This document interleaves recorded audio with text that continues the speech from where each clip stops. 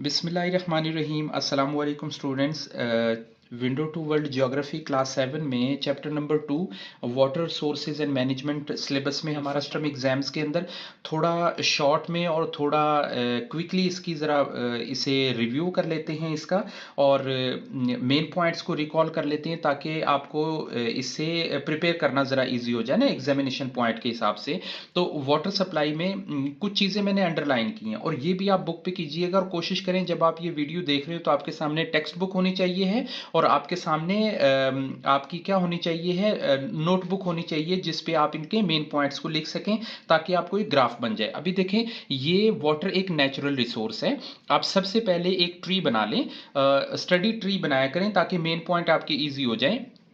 अभी क्या है कि इसकी फॉर्म कौन कौन सी होती हैं, जैसे आपने मैटर की फॉर्म्स को रीड किया, वो 3 टाइप की होती हैं, सॉलिड है, लिक्विड है और गैस है। इसी तरह से जो हमारा नेचुरल रिसोर्स वाटर है, इसकी फॉर्म हमें कहाँ कहाँ पे मिलेगी, ये सॉल्टी सी वाटर होगा या फ्रेश वाटर होगा। ये पॉइंट जब अंडरस्टैंड हो जाता है तो हमने इसके सोर्सेज देखने के हमें ये पानी आता कहाँ कहाँ से। There are 3 main sources of fresh water. ये फ्रेश वाटर की बात हो रही है, ठीक है।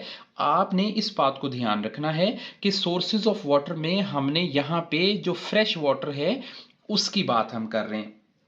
इसमें आइस है, स्नो है, ग्लेशियर्स का हो गया, ये पॉइंट हमारा ओके हो गया। रिवर्स या लेक्स के अंदर सरफेस के ऊपर जो पानी चल रहा होता है, देखिए अंडरग्राउंड की बात नहीं हो रही, सरफेस की बात हो रही है, जो रनिंग वाटर होता है, जो बहने के काबिल पानी होता है। और तीसरी है ग्राउंड वाटर, है अंडर द सरफेस। बात को जहन में रखना है, या तो हमारे ग्लेशियर्स पे सॉलिड शक्ल में मौजूद है, या लिक्विड बेस पे फ्लोइंग वाटर पे मौजूद है, या अंडरग्राउंड है। यहां पे हमारे source of water fresh water के, ये बात आपने याद रखनी है, फ्रेश वाटर के सोर्स हमारे क्लियर हो गए। अब हम रीड करते हैं कुछ मेन पॉइंट इन्हीं सोर्सेज के अंदर से कि हमारी अर्थ पे ये टोटल 70% है।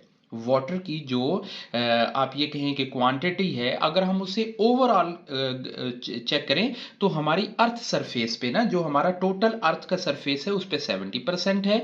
इसीलिए तो हम इसे अर्थ को ब्लू प्लैनेट कहते हैं। अब ये हमारा शॉर्ट क्वेश्चन में भी आ सके, एमसीक्यूज में भी आ सके, या किसी भी तरीके से आए तो हम उसे हैंडल करेंगे। दूसरी मेन बात ये है, the sea and the oceans hold 97% of the water on earth. एक बात कि हमारी टोटल सरफेस ऑफ अर्थ पे तो 70% है, और इस 70% का, इस वाले जो 70% का है, यहां पे 97% जो वाटर है हमारे ओशियंस होल्ड करते हैं। याद रखना है, कुछ बच्चों को समझ में आना जरा मुश्किल होता है। हम ये कहेंगे कि हमारे पास अगर 100% अर्थ का सरफेस है तो इस अर्थ सरफेस में से 70% हमारा वाटर है और 30% हमारा लैंड है, और इस 70% का 97% हमारे ओशियंस के अंदर होल्ड है। ये बात सही होगी। अब यहां पे कितना परसेंट रह गया मेरे भाई, यहां पे 3% रह गया। अब वो 3% ही है जो हमारा यहाँ पे आइस और ग्लेशियर्स की शक्ल में है, या रिवर्स और लेक की शक्ल में सरफेस के ऊपर वाटर, फ्लोइंग वाटर है, या फिर अंडरग्राउंड वाटर है। ये 3% हमारा यहाँ पे।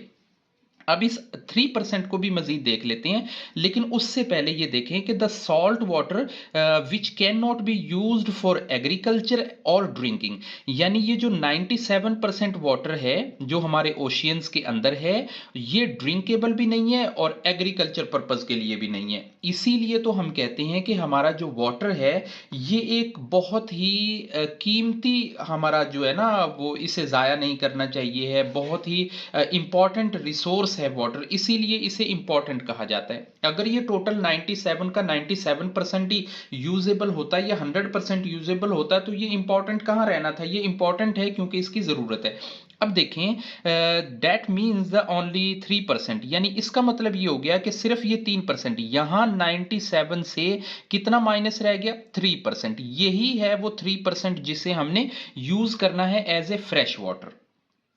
नीचे हमारा ये ग्राफ भी बना हुआ है, ये हमें और अच्छे से बात समझा देगा, ठीक है। द 79% ऑफ फ्रेश वाटर, अगर हम इस 3% को बात मान लेते हैं कि अगर इस 3% को हम इक्वल कर लेते हैं 100% के, यानी जैसे हमने 100% हमारी अर्थ है, उसमें से हमने लैंड को जज किया तो वो 30% थी और वाटर जो था वो 70% था।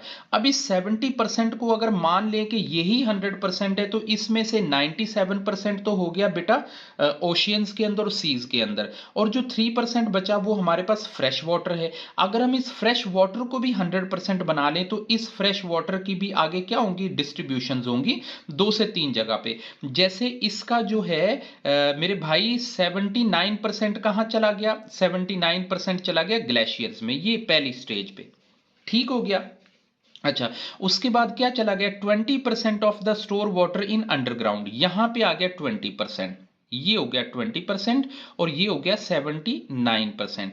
अब ये टोटल कितने हो गए, 909 और 729, ये टोटल हो गया 99% यहां से टोटल मिला के। अब ये जो सरफेस फ्लोइंग वाटर है ये कितना रह गया, 1% of the reverse of the 1%, ये देखें in the river and the oceans 1% यहां पे हो गया। अब आपको थोड़ा सा ग्राफ समझ में आ गया है, इजी हो गया है। अब हम इसे इस डायग्राम के एंगल से भी देख लेते हैं। देखिए ये हमारे सामने एक ग्राफ दिया गया है, आपने बहुत अच्छे से ग्राफ पे वर्क कर लिया है। अगर हम टोटल अर्थ की बात करें तो हमारे पास 97% हमारा वाटर है ओशियंस के अंदर और 3% हमारा है फ्रेश वाटर। अब इस 3% को अगर हम ओवरऑल कर लेते हैं, जैसे मैंने यहां पे आपके सामने एक्सप्लेन किया कि इसमें से 79% तो हमारा आइस कैप है, ग्लेशियर्स पे है, जो कि सॉलिड शक्ल में मौजूद है, और मेरे बच्चे 20% ये है अंडरग्राउंड ऑफ द वाटर, और 1% जो है हमारे जो रिवर्स हैं, जैसे हमारा इंडस रिवर है, चुनाब रिवर है या झेलम रिवर है, ये ओवरऑल पूरी दुनिया की, अभी मैं तो पाकिस्तान की बात कर रहा हूं, ओवरऑल पाकिस्तान से हटके पूरी दुनिया की बात करें तो जो 1% है वो फ्लोइंग वाटर है, जो 20% है वो अंडरग्राउंड है, 79% ये क्या है, ये आइस कैप के ऊपर रखा हुआ है, ठीक है। अब आइस कैप पे आपको पता होगा कि आप कहें कि ये पहाड़ों के ऊपर कैसे हो सकता है इतना सारा, तो भाई देखें आपका जो नॉर्थ पोल है वो सारा सॉलिड है, जो साउथ पोल है वो सारा सॉलिड है, इसके अलावा हिमालयाज हैं, कराकरम हैं, माउंटेन्स हैं, बड़ी बड़ी रेंज हैं जहां पे ये पानी सॉलिड शेप में मौजूद है। सही हो गया, ये कंसेप्ट हमारा क्लियर है। पेज नंबर 34 पे, अच्छा 34 पे हमारे सामने एक टेबल है जहां पे हमने इनके क्या करना है, difference between salty and fresh water को डिफरेंशिएट करना है, और हमने डिफरेंशिएट किया है उनको डेफिनेशन के फैक्टर से, परसेंटेज के फैक्टर से और सोर्स के फैक्टर से। ये तीन वो फैक्टर्स हैं जिनके एंगल में हमने इनको डिफरेंशिएट करना है। अगर हम डेफिनेशन की बात करें तो जो सॉल्टी वाटर होता है वो हाई कंसेंट्रेशन होता है मिनरल्स का, यानी उसमें नमकियात की, मिनरल्स की बहुत ज्यादा तादाद मौजूद होती है, इसलिए वो क्या होता है, अनड्रिंकेबल होता है, उसे हम ड्रिंक नहीं कर सकते, उसे हैबिटेट या सी लाइफ के लिए तो यूज किया जा सकता है, उसे एग्रीकल्चर या इरिगेशन के लिए यूज नहीं किया जा सकता है। जबकि फ्रेश वाटर में ये जो हाई कंसेंट्रेशन ऑफ मिनरल्स होते हैं ये ऐसे नहीं होते, वो ड्रिंकेबल होता है, डोमेस्टिक पर्पज के लिए होता है, एग्रीकल्चर के लिए होता है, इंडस्ट्रीज के लिए होता है। ये डेफिनेशन हमारी क्लियर हो गई। अब हम परसेंटेज का रीड कर लेते हैं। देखिए 97, यहां पे पिछले ग्राफ के अंदर हमने कितना रीड किया था, 90%, लेकिन हम उसे 97.5% भी टोटल वाटर का कर लेते हैं, साल्टी वाटर है, और 2.5 हमारा जो बाकी रिमेनिंग रह गया वो हमारा फ्रेश वाटर है वर्ल्ड के ऊपर। सोर्सेज क्या हो गए, सोर्सेज मेरे भाई आपने सीज के बारे में रीड किया हुआ है, आपने ओशियंस के बारे में रीड किया हुआ है, तो 5 मेन बड़े जो हमारे ओशियंस हैं और काफी सारे सीज हैं जिनके अंदर ये होल्ड करता है। अब इसका जो सोर्स है साल्टी वाटर का तो सी और ओशियंस हो गया, और जो फ्रेश वाटर है उसका सोर्स कहां पे हो गया, the main source of fresh water is the collected from the 2 main sources, यहां से, यानी ये जो फ्रेश वाटर है ये 2 सोर्सेज से आता है। आपने इसे लेना है, एक वो पानी है जो रुका हुआ है, एक वो पानी है जो फ्लोइंग कंडीशन में है, यानी ये जो मेन सोर्सेज है ना 2, ये है वाटर बॉडीज लाइक लेक्स जो आगे नहीं चल रही हैं, जिनमें जिनमें आप ये कहें कि जो रनिंग नहीं है, वहां पे आके पानी रुकता है, रुक के स्टोर हो जाता है, एक वो है, और एक रनिंग होता है जो कांस्टेंट चल रहा होता है, जैसे हमारे रिवर्स हैं। ये टॉपिक हमारा क्लियर हो गया। अच्छा, इसके बाद नेक्स्ट वीडियो में हम अपना 2.2 कवर करेंगे। होपफुली ये जो 2.1 का है ना, जो वाटर सप्लाई वाला कंसेप्ट है, अल्हम्दुलिल्लाह आपको ठीक से आ गया होगा, इसमें कोई चीज हमारी मिसिंग नहीं है। अब इस वीडियो को देखने के बाद आप एक बार जब अच्छे से प्रॉपर रीड करेंगे तो इंशाल्लाह ये टॉपिक आपका क्लियर हो जाएगा। अपना ख्याल रखिएगा, अल्लाह हाफिज।